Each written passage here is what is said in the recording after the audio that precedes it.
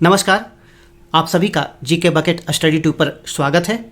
69 BPSC mains answer writing Telegram group में चल रहा है। आप लोग चाहें तो ज्वाइन कर सकते हैं। और इस संबंध में यदि आप अभ्यास के लिए जो हमारा शेड्यूल बनाया गया है मुख्य परीक्षा तक, उसे चाहे तो हमारे टेलीग्राम ग्रुप में देख सकते हैं। हमारे शेड्यूल के अनुसार अर्थव्यवस्था और करंट अफेयर संबंधित प्रश्नों को कराया जा रहा है। तो आज का जो प्रश्न है उसे हम देख लेते हैं कि आज हमारे टेलीग्राम ग्रुप में कौन सा प्रश्न कराया जा रहा है। इन सभी का मॉडल आंसर आप हमारे वेबसाइट www.gkbucket.com पर भी देख सकते हैं। और टेलीग्राम ग्रुप में जुड़ने के लिए ये जो नंबर दिया गया है इस पर आप कॉल या व्हाट्सअप कर सकते हैं। तो लेते हैं पहला प्रश्न जो शॉर्ट आंसर वाला है। तो अभी जो बदलता पैटर्न है उसमें शॉर्ट आंसर वाले प्रश्न भी पूछे जाने लगे हैं। तो सीधा प्रश्न यहाँ पूछा गया है, कृषि में अनुसंधान एवं विकास की भूमिका। तो इसके बारे में आपको एक छोटा सा 125 से 150 शब्दों में लगभग उत्तर देना है। दूसरा प्रश्न है आज का, पशुपालन एवं मत्स्यन को बढ़ावा देने के लिए बिहार सरकार के क्या क्या प्रयास है। तो उन प्रयासों को यहाँ पर आपको संक्षिप्त रूप में लिखना है। तीसरा प्रश्न दिया गया है, भारत में महिलाओं के भूमि संबंधी अधिकार। तो यह प्रश्न बहुत प्रासंगिक बन जाता है क्योंकि महिला सशक्तिकरण की दिशा में देखा जाए तो अभी जो महिला आरक्षण पे चर्चा चल रही है, तो उस संदर्भ में हो सकता है कि महिलाओं के भूमि संबंधी अधिकार को भी पूछ लिया जाए। क्योंकि महिला सशक्तिकरण में एक बहुत बड़ी कमजोरी हमारे जो भारत में है वह यही है कि महिलाओं के भूमि संबंधी अधिकार बहुत ही सीमित है। तो इस संबंध में थोड़ा बहुत जानकारी होना आवश्यक है और इसी संदर्भ में यह प्रश्न दिया गया है। नेक्स्ट बात कर लेते हैं जिनका उत्तर आपको 300 से 350 शब्दों में देना है। चाहे तो आप 400 450 में भी दे सकते हैं, क्योंकि यदि आप अभी 400 500 शब्दों में उत्तर लिखते हैं तो निश्चित रूप से एग्जाम में जब आप लिखेंगे तो वह 300 350 शब्दों में सिमट जाएगा। तो कोशिश करें थोड़ा शब्द सीमा को जब आप प्रैक्टिस करें तो उसे पार करने की।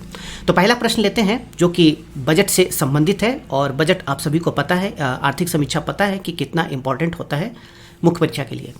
तो प्रश्न है, अमृतकाल में समावेशी विकास को प्राप्त करने की दिशा में कृषि एवं सहकारिता हेतु की गई घोषणाओं को बताएं।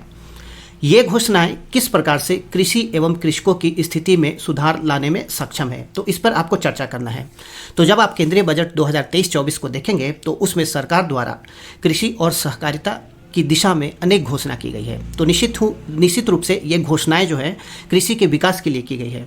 तो आपको यहाँ पर चर्चा करना है कि इन घोषणाओं के संदर्भ में क्या भारत में कृषि की जो दयनीय स्थिति है उसमें सुधार आ सकता है या नहीं आ सकता है। तो इस पर आप चर्चा कर सकते हैं। नेक्स्ट क्वेश्चन है, कृषि सुधार की दिशा में वर्तमान कृषि सब्सिडी को समाप्त किए जाने की अपेक्षा कृषि सब्सिडी में सुधार ज़्यादा तार्किक एवं प्रासंगिक है। तो कथन के संदर्भ में अपने विचार बताएं। तो जैसा कि हम जानते हैं कि कृषि में सब्सिडी दी जा रही है और कई लोगों का मानना है कि कृषि सब्सिडी को अब वर्तमान में ख़त्म कर दिया जाना चाहिए। लेकिन देखा जाए तो बहुत सारी ऐसी चुनौतियां हैं कि जिनके कारण यह सब्सिडी खत्म करना, कृषि की सब्सिडी खत्म करना फिलहाल तर्कसंगत नहीं है।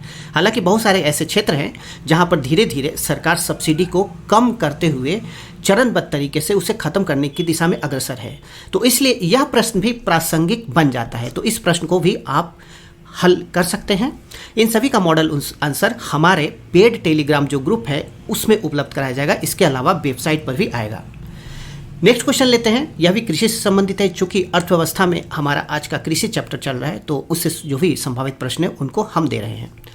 तो वर्तमान भारतीय कृषि विपणन प्रणाली में व्याप्त कमियों के कारण जहां किसानों को उचित प्रतिफल नहीं मिलता, वहीं उपभोक्ताओं को भी ऊंची कीमत पर कृषि उत्पाद खरीदना पड़ता है।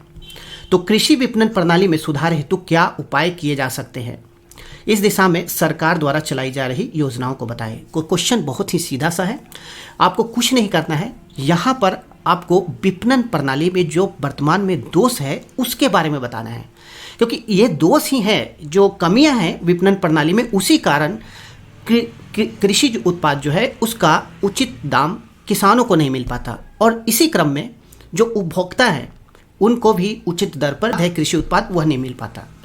तो कहीं ना कहीं कृषि विपणन प्रणाली में सुधार की आवश्यकता है। तो यहाँ आपको कृषि विपणन प्रणाली के बारे में थोड़ा सा 1-2 लाइन में बताना है, उसके बाद इसकी कमियों को बताना है और जो सरकार द्वारा योजना है उसको बारे में बताना है। और इस दिशा में आप चाहे तो अपने तरफ से कोई उपाय और सुधार भी बता सकते हैं। तो इस प्रकार से आज का हमारा यह टॉपिक रहेगा। नेक्स्ट कल के नए प्रश्नों के साथ फिर से आएंगे। ज़्यादा जानकारी के लिए आप चाहें तो इस नंबर पे कॉल कर सकते हैं, और जो भी हमारे टेलीग्राम ग्रुप में जुड़ना चाहते हैं वह जल्द से जल्द जुड़ जाए, क्योंकि हमारी जो टेलीग्राम ग्रुप में जो अभ्यास के पैटर्न है वह इस पैटर्न से कराया जाता है कि पूरे सिलेबस को कवर करते हुए चला जाता है। और निश्चित रूप से जब हमारे टेलीग्राम के पूरे अभ्यास प्रश्नों को आप अच्छे से कर लेते हैं तो आप में इतनी क्षमता आ जाती है कि आप किसी भी प्रश्न को आसानी से हैंडल कर सकते हैं। तो कोशिश करें जुड़ने का, और यदि नहीं जुड़ पाते हैं तो वेबसाइट हमारा है, हमारे यूट्यूब चैनल भी है, वहाँ भी जाकर आप देख सकते हैं। धन्यवाद। Thank you very much.